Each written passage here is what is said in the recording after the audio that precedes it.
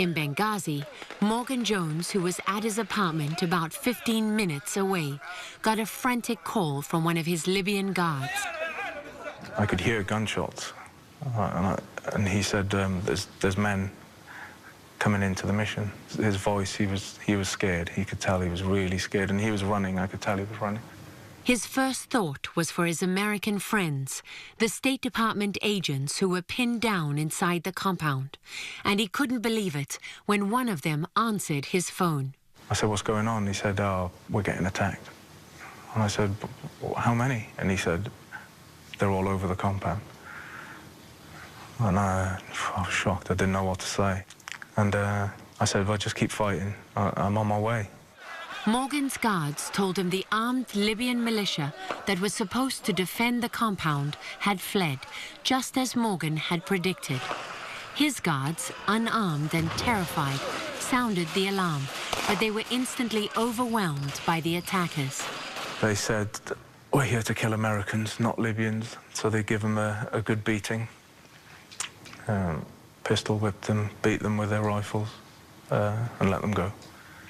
We're here to kill Americans. That's what they said, yeah. Not Libyans. Yeah. About 30 minutes into the attack, a quick reaction force from the CIA annex ignored orders to wait and raced to the compound, at times running and shooting their way through the streets, just to get there.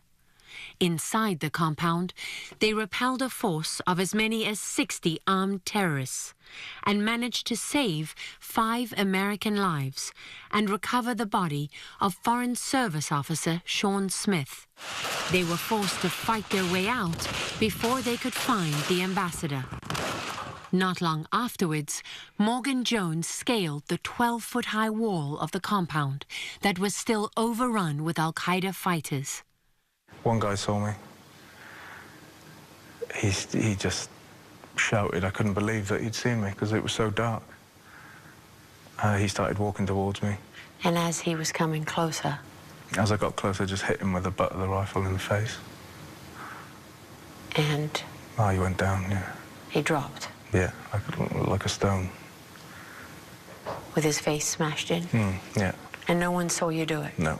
Or heard it? No, there was too much noise. The same force that had gone to the compound was now defending the CIA annex. Hours later, they were joined by a small team of Americans from Tripoli. From defensive positions on these rooftops, the Americans fought back a professional enemy. In a final wave of intense fighting, just after 5 a.m., the attackers unleashed a barrage of mortars. 3 of them slammed into this roof, killing former Navy SEALs Tyrone Woods and Glenn Doherty. They hit that roof 3 times? They hit those roofs 3 times. In the dock? Yeah, that's getting the basketball through the hoop over your shoulder. What does it take to pull off an attack like that? Coordination, planning, training, experienced personnel. They practiced those things. They knew what they were doing.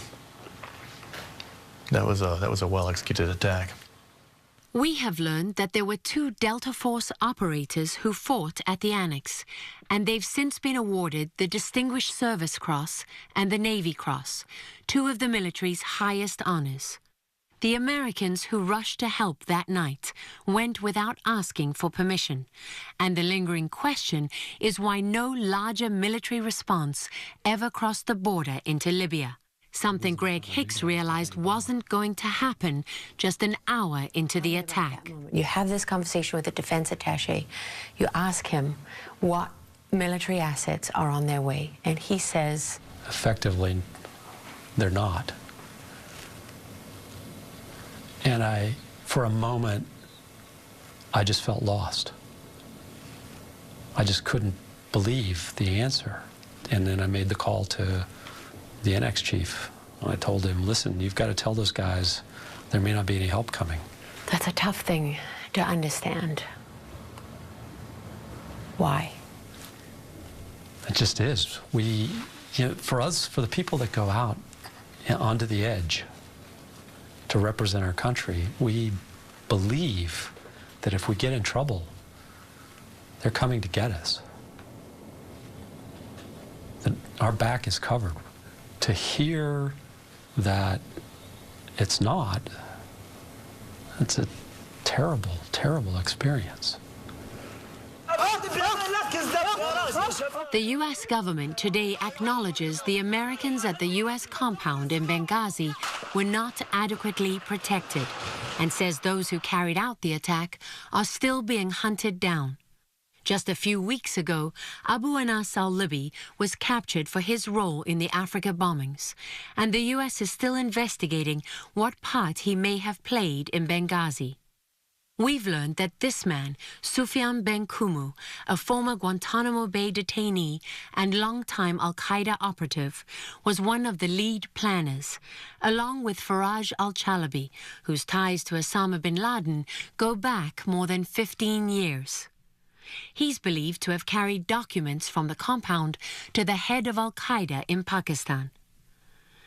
The morning after the attack, Morgan Jones went back to the compound one last time to document the scene. He took these photos, which he gave to the FBI, and has published in a book he's written. After all this time, he told us he's still haunted by a conversation he had with Foreign Service Officer Sean Smith a week before the attack. Yeah, he was worried. He wasn't happy with the security. And you didn't tell him all your worries? No. Why not?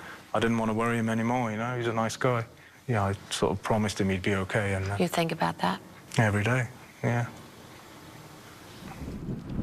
The U.S. pulled out of Benghazi, and al-Qaeda has grown in power across Libya.